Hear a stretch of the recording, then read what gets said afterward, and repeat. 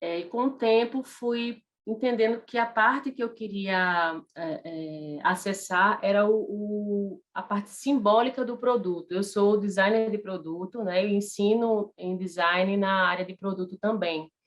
E a gente, às vezes, tem muito contato com a função prática do produto e se afasta um pouco dessa questão simbólica do que esse produto representa para o público, né, para as pessoas que utilizam. Porque a prótese, para mim, ela tem o seio em si, né? Ele tem esse significado muito profundo para a mulher, né? E socialmente também, né? Talvez mais do que uma perna que tem essa coisa funcional, a perna, um braço, uma outra parte do corpo, ela tem um sentido muito prático, né? Ao longo do trajeto, eu percebi que é, a tecnologia ela ia além da prótese, né? Não é só a prótese, a gente tem várias outras coisas que envolvem esse universo feminino, que envolvem a situação da mulher que tem o câncer de mama, né? Ela não sofre só essa transformação corporal. Existem muitas outras transformações que ocorrem durante o tratamento do câncer. Lenços, perucas, maquiagens, tatuagens, outros artefatos que estão diretamente relacionados à imagem. Fez uma oficina, né? Nós tivemos a primeira, foram 4 encontros, de um pouco mais de 2 horas cada encontro, e elas mostraram fotos pessoais delas, elas depois, em algum momento, se registraram, a gente dava alguns exercícios e elas faziam e nos apresentavam no outro dia, né? E a gente teve resultados bem interessantes, assim, né? De estar sempre usando grupos pequenos para que seja um ambiente mais íntimo, em que elas se sintam mais à vontade, tanto para conversar, né? Contar suas histórias, e quanto para se expor em termos de imagem mesmo. Ferir, né, como é que a gente consegue influenciar através do design, né? Eu acho que traz essa reflexão profunda, né, de gênero, no sentido de como as mulheres são objetificadas. Quando a gente fala da análise do conteúdo, né, do Bardan, o conteúdo ele não está só nas palavras, ele está nas pausas, ele está no choro, ele está nas reflexões, nas expressões faciais, né? Então, o conteúdo ele é muito mais do que palavras, né? E as fotos são uma forma da gente analisar esse conteúdo também. Dessas mulheres, a gente percebe claramente na oficina uma diferença de posicionamento em relação ao próprio corpo. Dela com ela mesma, da própria aceitação, dela se olhar, né, com outros olhos. O próprio câncer, aparentemente, né, pelo que a gente tem ouvido até agora, também traz essa reflexão de identificar questões que não eram somente inerentes ao nosso projeto, né? Realmente estar a par do que os colegas estão fazendo e também perceber outras visões. Eu penso, Kiara, honestamente, que para a gente o ganho maior nesse processo, né,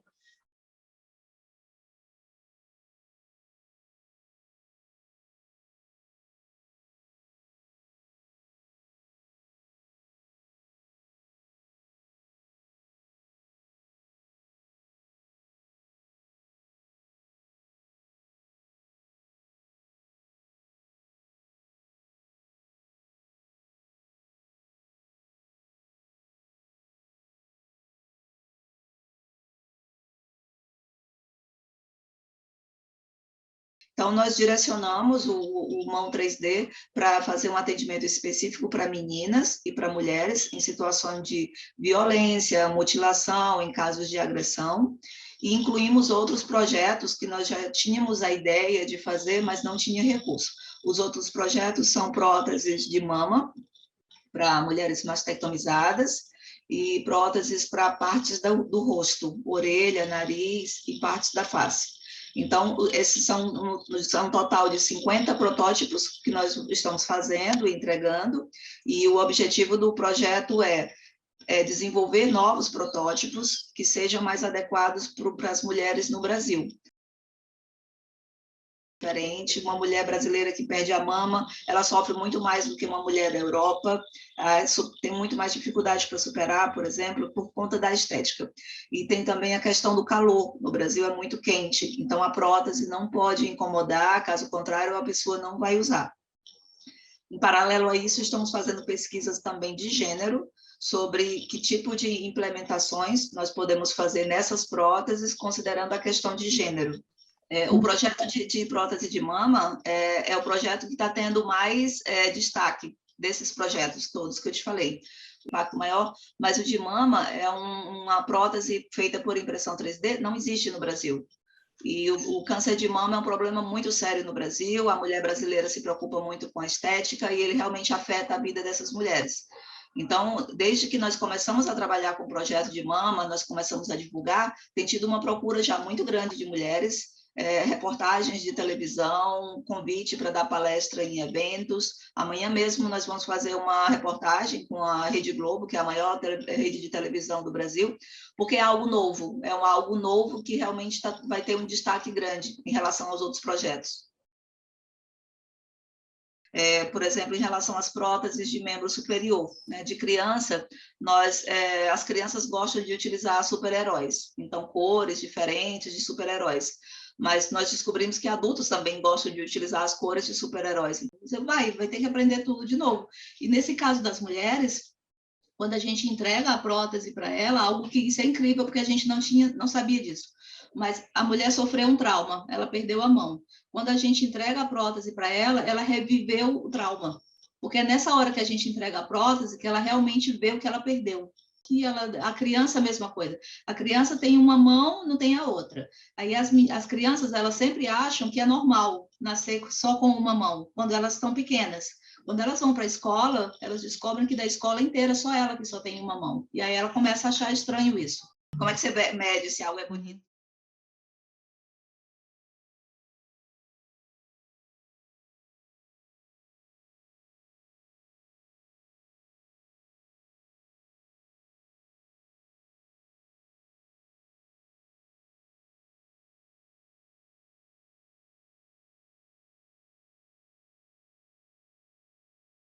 Mauritius, we have the main island, which is about 2,000 square kilometers.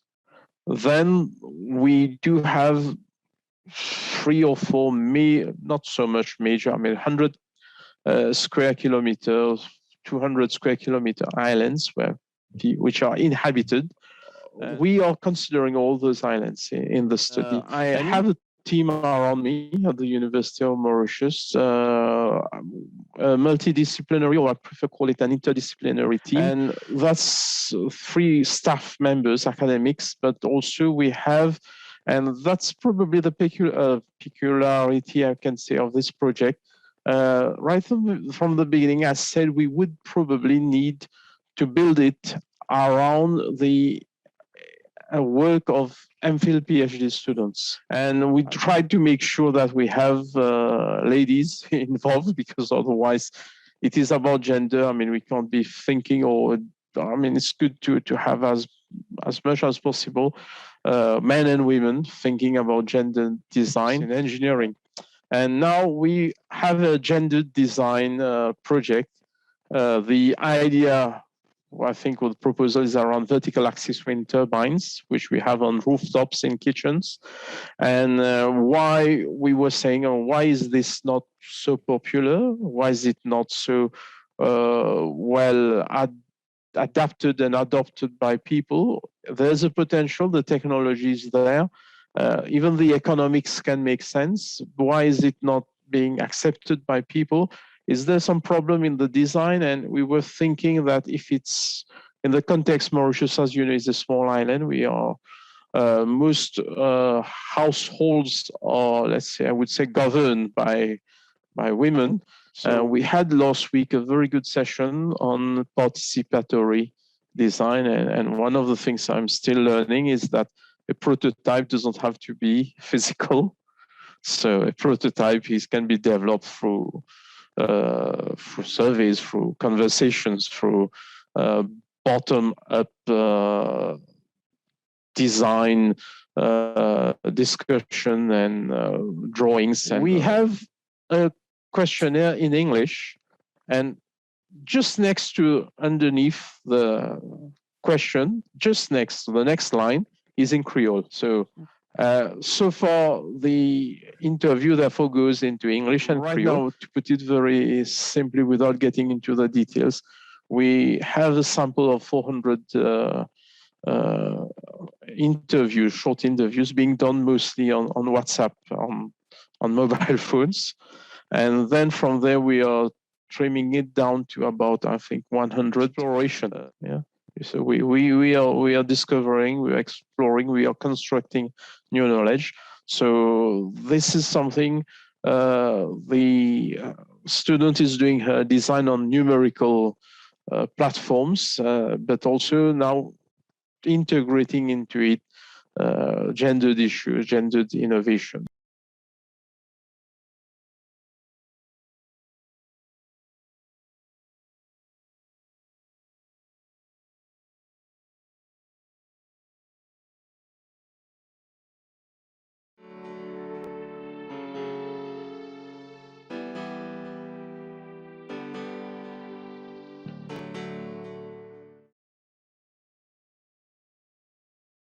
Luiz Carlos Pasquarelli, que sempre foi o meu orientador e que está hoje na nossa equipe.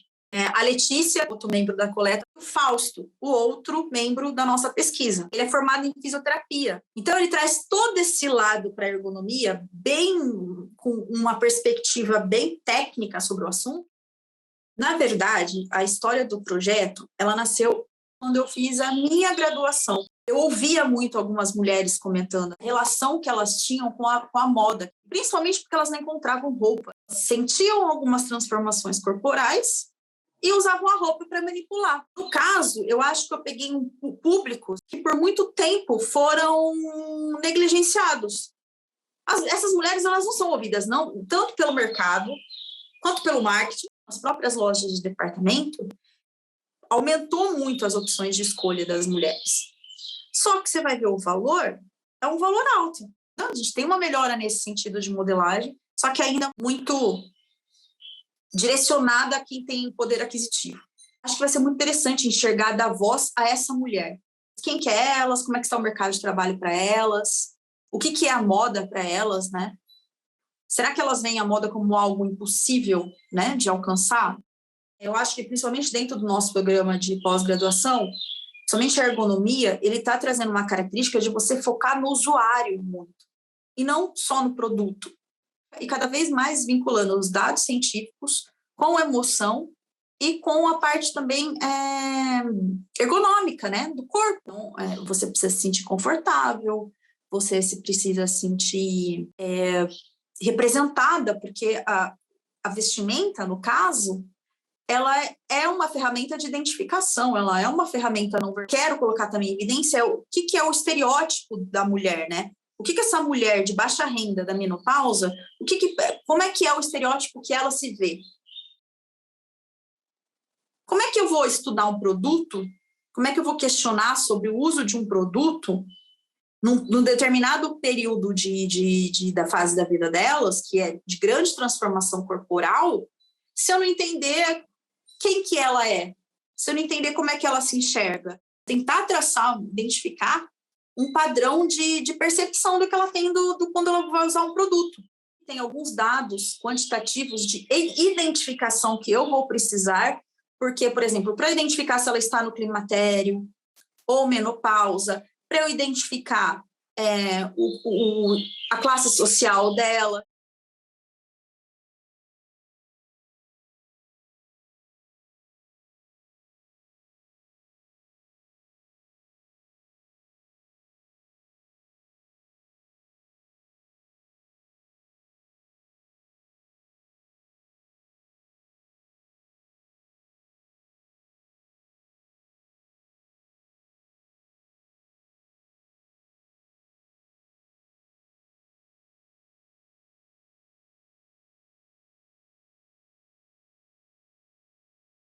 O design, ele precisa muito entender para quem que ele está fazendo, qual que é a sociedade que ele está produzindo.